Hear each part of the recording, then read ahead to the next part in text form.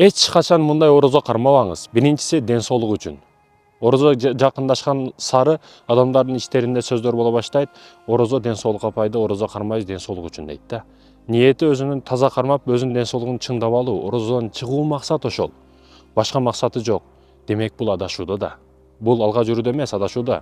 Экинчиси, кээ бирөөлөр айтат, ушул орозо ичинде орозо кармап арыктап алайын, азыр жаман семирип кеттим, 1 жыл жедим, 1 жылда 1 ай эми диета кыламын, весим, килограммым өзүнүн ордуна түшүп калат деп жаңылыш пикирдеги адамдар бар. Жок, ниетиңиз арыктоо үчүн болбосун. Ниетиңиз ден соолук үчүн болбосун. Ниетиңиз Аллах үчүн болсун. Орозого кантип даярданабыз деген маселеде, орозого чейин баардык карыздарыңыздан, адамдын акысы болгон маселеде баардыгынан кутулуңуз. Бирөөнү тееп койгонсуз, бирөөнү уруп койгонсуз, Алла аралашпай турган маселелерди баардыгын чечип алыңыз орозого чейин. Себеби ал орозо ичинде көп күнөөлөрүңүз кечирилет. Адам акысынан, илля адам акысынан башкасы. Бирөөдөн карыз алгансыз, аны барып мына акчаң деп карызын бериңиз.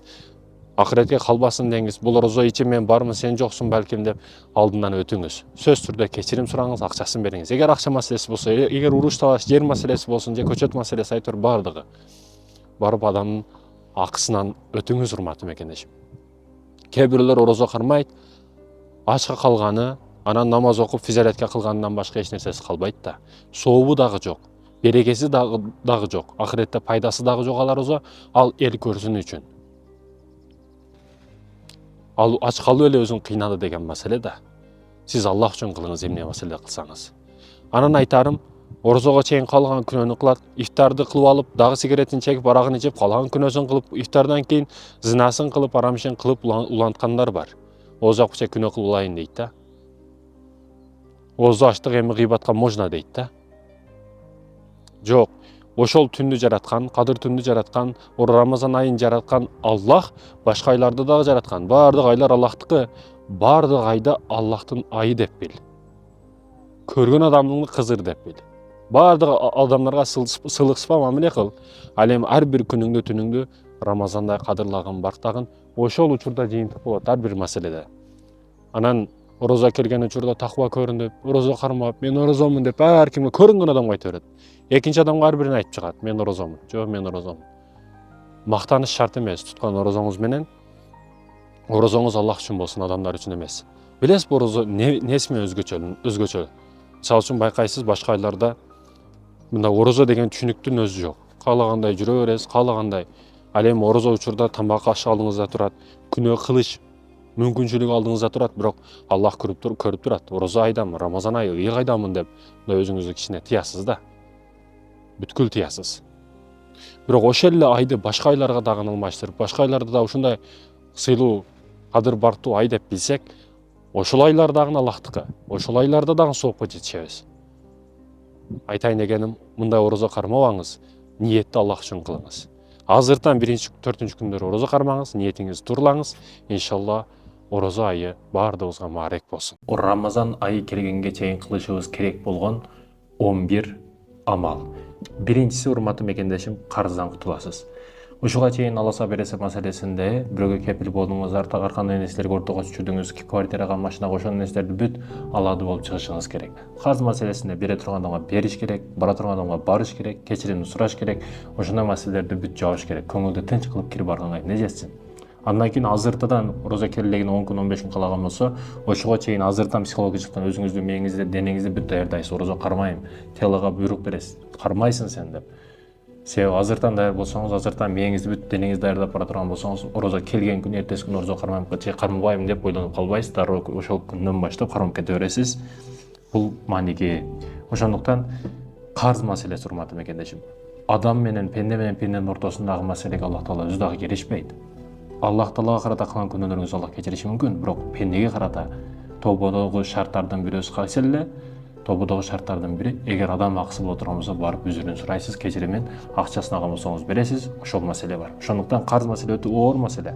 Жадагасы өлө турган адам боло турган болсо, кепин дагы насип кылбайт, кепинге кетирген акчаны ошо карызына бергенге туура келет. Ошондой окуялар болгон тарыхта, ушуга чейин азыркы учурда да болуп жатат. Бул кабырга коюп жибербеймин деп атат. Мүрзөгө алып барбаймын. мага карызын берсин, андан кийин мирзөөгө кетет деп атат. Ошондуктан бул маселеге өтө орчундуу карашыңыз керек, урматтуу мекендешим. Эгер бул дүйнөдөгү сурак ушунчалык оор болуп атса, акыреттеги сурак кандай болот? Баягы карыз алып болду эми деп жыргап качып кетпей да. Менде мисалы бирөөдөн 1 тыйын ала турган болсом да кыжалаттык болот, өтө каттуу кыжалаттык болот. Ушуга чейин беришим керек, мындай числого сүйлөшкөнмүн деп. Мен да карыз маселесинде бирөө сурап келет, кайсы число, мына 2-айдын, 3-айдын 15-ине дейм мисалы үчүн. 15-инен 1 күн өтүп кетсе дагы жок, керек эмес эми акча. Акчаны бербей эле кой деп айтамын да. Уже эми мамилебиз эми үзүлгөндөй болуп баратат да. Себеби аманатка кыянат кылып атат ал. Эки жүздүүнүн белгилери кайсыл? Аманат иш жүктөсө кыянат кылат. Сүйлөсө жалган сүйлөйт. Бир иш жүктөсө аткарбайт. Ошондой экен, урматтуу мекендешим, эки жүздүү болбошубуз керек. Аманатка кыянат кылбашыбыз керек. Рамазан айда орозо кармап атабыз, толтура карзыбыз бар. Бул кандай мусулманчылык? Ошондуктан мусулманга таза, Рамазан айга таза болуп кирип баралы, карыздардан кутулалы, урматтуу мекендешим. Андан кийин карыз кутулдук, тобо кылабыз Рамазан айында. Урматтуу мекендешим, Рамазан айды жараткан Аллах Таала башка айлардагы бүт бардыгын жараткан. Жаратылышты жараткан бардыгын жараткан Аллах Таала. Ошондуктан Рамазан айында гана чекпей ичпей жакшы адам болуп, орозо кармап, жок, башка айларда да ошол нерсе улашыбыз керек. Кээ бирөөлөр бар, ошол керектүү жаман илдеттерин, керектүү жаман адаттарын Рамазан айында токтотуп башка айларда улап кете берет да. Кудум башка айда Аллах Таала сени көрбөй тургандай сезет да өзүн. Жок, ошол Рамазан айында да Аллах Таала көрүп турат, башка айларда. Башка айлардын бардыгын Аллах Таала жараткан. Ошондуктан тобо кылышыбыз керек. Тобо кылуу шарттарынан, урматтуу мекендешим, чындап өкүнөсүз, ошол ишти токтойсуз. Токтотосуз ошол ишти. Тормуздагы тебесиз, ручной дагы тартасыз. Башка ишке кайтпайсыз, өкүнөсүз, чындап өкүнөсүз. Аллах Таалага тобо ушул, урматтуу мекендешим. Чындыгында тобо кылуу, урматтуу мекендешим. Жаман адаттардан кутулуунун эң жакшы учуру бул Рамазан айы. Башка айлардан көрө жеңилирээк, Аллах Таала жардам берет. Андан кийин, урматтуу мекендешим, кечирүү, кечирим суроо. Кимдин акысына киргенсиз? Акы маселеси өтө оор. Бирөөсүн бут кийимди сурабай кирсеңиз дагы бул адам акысына кирген болосуз. Ошондуктан адам акы маселесин өтө орчундуу карашыбыз керек. Жеңил санабашыбыз керек. Ар бир маселе болбосун, кичинеден кылынан баштап, отунуна чейин адам акысы боло эсептелет. Айыл жергелеринде сурабастан келип буюмун алып кетип кала берет да. Бул таптакыр туура эмес. Бул уурулук эсептелет. Сурап алыш керек бир буюмду дагы. Ошондуктан ушуга чейин кылган иштериңизде кечиришке арзыйтырган иштер болсо барып кечирим сурайсыз. Эгер Алласа белесе маселеси, жанагы айткандай кутуласыз, барып кечирим сурайсыз. Туура эмес кылып койдум, кечир деп. Ошондой кечириңиз, урматтуу мекендешим. Эгер кечирим маселеси кандай, Аллах Таала сизди кандай кечиришин кааласаңыз, канча күнөөңүз бар, сиз дагы пенделерден ошондой кечириңиз. Сиз да Аллахтын пендеси, Аллах Аллахтын пендеси. Ката кетирген адам бар. Чындап кечирген эркектин иши. Кечире билүү керек, урматтуу мекендешим. Кечиришибиз керек. Себеби Аллах Таала сизди кечирет да. Кечирим сурап, кечиришибиз керек экен. Төртүнчүсү дуа, урматтуу мекендешим. Чын жүрөктөн кылына турган дуаларыбыз болуш керек. Рамазанда жөн эле укташтын учуру эмес. Же исламдык нашиттердин, кинолордун көрө турган учуру эмес. Кино сезон учуру эмес. Ар кандай нерселерди угуп жата турган учуру эмес, аракеттин учуру. Акыретке өтө азык ташып калышыбыз керек ошол учурда. Сооптор өтө көп эселеп бериле турган учур болуп эсептелет. Дуа көбүрөөк кылышыбыз керек. Айрыкча тахажжудта туруп, сөзсүз түрдө мына 30 эле күн адат кылып алыңыз. Адат кылыңыз, ортоңку 10 күндө сөзсүз түрдө 10 күн калтырбастан, тахажжудду калтырбастан ниет кылып окуймун деп туруп, ошол өтө жеңил сизде сөзүңүз. Тахажжуд окуган күнүңүздү байкап көрсөңүз, күндүзү дагы жеңил жүрөсүз, иштериңиз дагы башкача тез жүрөт. Эгерде кудуретиңиз жесе 20 күнгө, эгер кудуретиңиз жесе 30 күнгө жалпысынан тахажжудду калтырбастан тахажжудга турам, дуа кылам деп ниет кылып алсаңыз, бул өтө жакшы, нур үстүнө нур болуп эсептелет. Ошондуктан дуа экен. Дуа кылган учурда ата-энеңизге, жакын бир туугандарыңызга, Аллахым, ата-энем мага жаштык учурумда, балакай учурумда кандай мээрим төккөн болсо, аларга дагы өзүңдүн мээримиңди төккүн деп дуа кылуу, урматтуу мекендешим. Жада калса, чыныгы мусулман, чыныгы эркек мусулман душманыга дагы дуа кылат. Дуа кылганды унутпашыбыз керек. Андан кийингиси Рамазан ай кубанычтын айы. Кубануу менен күтүп алышыбыз керек. Жаңы жылга жакын кандай адамдар сүйүнүп калат, бири-бириге күлүп жылмайып, майрамдык шан шөкөттү шан айын жүзүндө көрүп каласың адамдарды, кээ бир адамдарды. А бул жаңы жыл кимдики? Башкалардыкы, биздики эмес. Биздин Рамазан айыбызды кубануу менен күтүп алышыбыз керек. Анан бешөөбүз кирип алып кухняга, аялдар кухняда, эркектер калаган жерде укташат кечке чейин. Только жештин айы эмес да бул жер. Кечке чейин ачка жүрөт дагы 2-3 маал тамактын продуктасын бир отурганда жеп коет. Жок, мунун кандай пайдасы болот анда? Организм дене бүт тазаланып аткан учуру аз жешибиз керек, урматтуу мекендешим. Ар кандай түсмө-түс тамактарды жеп, кухнядан аялдар чыкпай, жок, бул таптакыр туура эмес. Азайтышыңыз керек, урматтуу мекендешим. Анан арыктоонун диетанын айы эмес. Кээ бирөөлөр диета кылыш үчүн атайын арыктоо үчүн ушундай ниет кылат экен. Ниетти түзөшүбүз керек, калыс Аллах үчүн, Аллахтын ыраазычылыгы үчүн орозо кармашыбыз керек. Себеби Аллах Таала Рамазан орозо кармагандын сообун Аллах Таала өзү берем дейт. Кубаныч менен күтүп алат экенбиз, урматтуу мекендешим. Андан кийин илимий мажлистер, илим жаатындагы китептер, китептерди үй бүлө менен чогуу отуруп окуй турган китептерди даярдап кылышыбыз керек. Тарбиялык сааттарды уюштурушубуз керек. Рамазан айын өзгөчө кызык кылып өткөрүшүбүз керек. Өзгөчө кызык кылып, мисалы биз айылда жаштык учурунда эстейм, ошол Рамазан айы келген учурда кубануу менен мешитке барат элек, ифтар болот эле, тамак жеп, андан кийин аксакалдар бирдекелерди айтып берет эле, жомок сыяктуу окуя хикаяларды айтып берет эле. Андан кадыр түнү менен дарбыз, коон, башкасын жеп, түнү менен ар кандай окуяларды айтып, өтө кызык болот эле, мешитке шашат элең да. Мешитке барат элең, качат элең.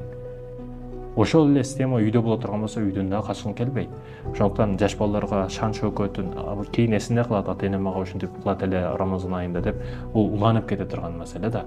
Балдарга да ошол нерсени кылат, неберелериңиз дагы үлгүлүү, тарбиялуу балдар болуп чыгат. Ошондуктан азырдан башташыңыз керек Рамазанга даярдыкты. Кээ бирөөлөр жаңы жылга 1 ай мурда даярданат, ошол сыяктуу даярданыш керек. Рамазан айга урматтуу мекендешим. Бул бир гана жеп тамак аш маселесинде эмес, бул руханий жак, азык, диний жак бүт бардыгын даярдашыбыз керек экен. Илимий мажлистерди көп кылышыбыз керек. Ошондо илим өткөн сабактарга көп барышыбыз керек. Устаздардын пятница күнү сабактары болот, суббота, среда күнү сабактары болот. Аларга барышыбыз керек, алып барышыбыз керек балдарыбызды. Ошондо илимий мажлистерге көп катышыбыз керек экен. Андан кийин Куранды баштан аяк окуп чыгуу. Болбосо эгер билбесеңиз Куранды окуп үйрөнүү, мисалы үчүн. Куранды билгендер баштан аяк 2-3 жолу окуп чыкса болот бир айда. 10 күндөн эсептегенде 3 жолу жөн окуп койсо болот. Ошондуктан Куранды окуп чыгышыбыз керек, хатым кылышыбыз керек, урматтуу мекендешим. Куран бир гана өлгөн жерде окула турган китеп эмес. Бир өлгөндө эстеп окуй турган китеп эмес, урматтуу мекендешим. Ар дайым окула турган китеп. Себеби бул жерде өткөн жашоодон мурдагы нерселер, жашаган учурдагы нерселер, андан кийин жашап өлүп кеткенден кийинки учурдагы бардык нерсе камтылган китеп. Бул жалгыз Куран-ы Карим болуп эсептелет. Окусаң бардыгын билесиң.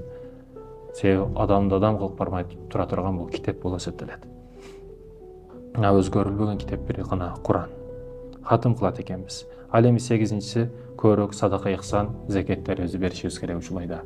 Себеби сооп дагы көбүрөөк болуп келет, берекелүү дагы, бергенибиз өзүбүзгө өтө көп болуп кайт.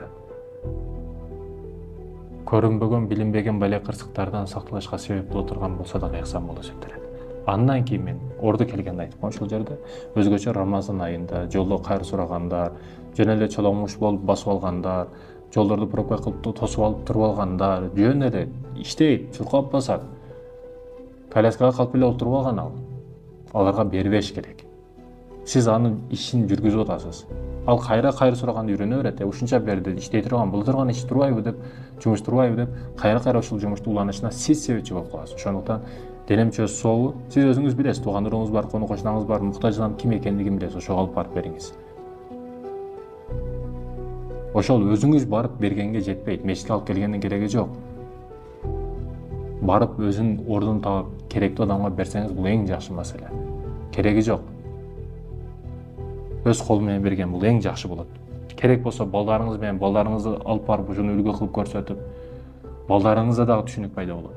Эгерде өзүңүз колуңузда иштеген 5-10 адам боло турган болсо, алар менен чогуу барсаңыз, сизге дагы ишеним артат. Бул берет экен, бул адам мындай адам экен, биз мындай алдабашыбыз керек экен бул шепти деп, сизге дагы ишеними артат.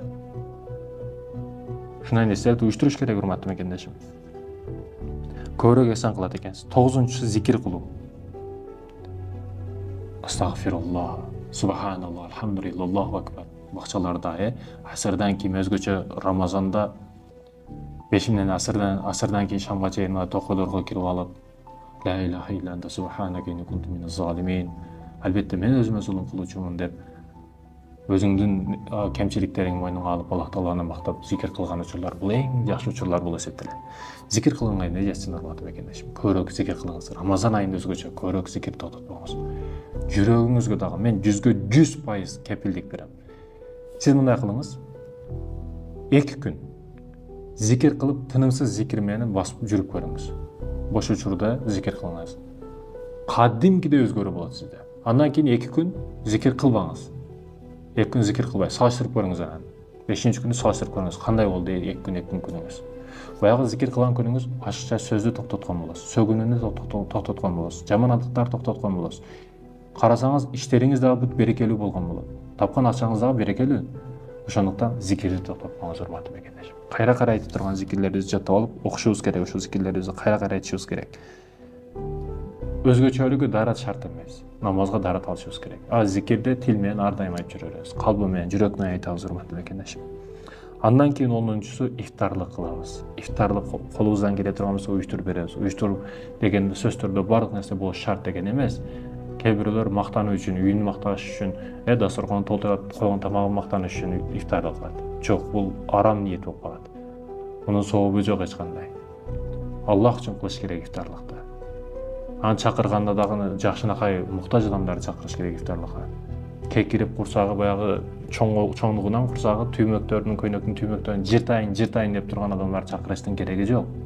Алар ансыз деле ток. Берүүгө максатыбыз эмне? Сооп алуу курсак ачыданды. Токту чакырып эмне кыласыз бул жерде? Бул тыйып, беттери мындай болуп, пакетке ашканды түйүп алып кетип калат. Келген машинасы 5 жети 4 жети.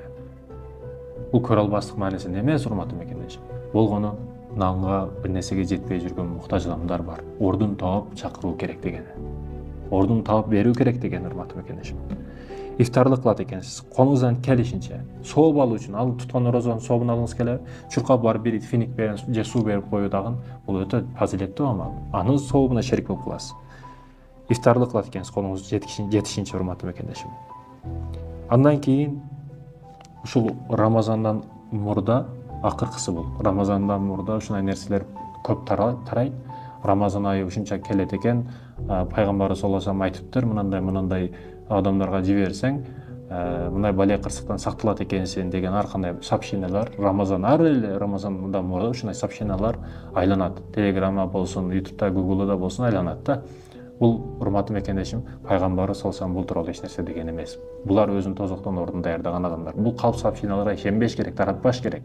Күнөөгө чогуу шериктеш болбош керек, урматтуу мекендешим. Ошондуктан диний сабатыбызды кичине фикх маселеде кызылча которулуп калды азыр көп китептер. Мурда бүт араб тилинде да азыр кичине окуп түшүнүк алып алышыбыз керек. Ар ким ар нерсе десе ишенип кете бербеш керек. Жалган маалыматтарга ишенбеш керек. Рамазан тууралуу жалпы маалыматтар ушул. Кудайым буйрса бул нерселерге амал кылабыз. Рамазандан алган сабактарды башка айларда дагы колдонобуз. Аллах Таала Рамазанда орозо кармап, таква, салих инсандардан болуубузду насип кылсын.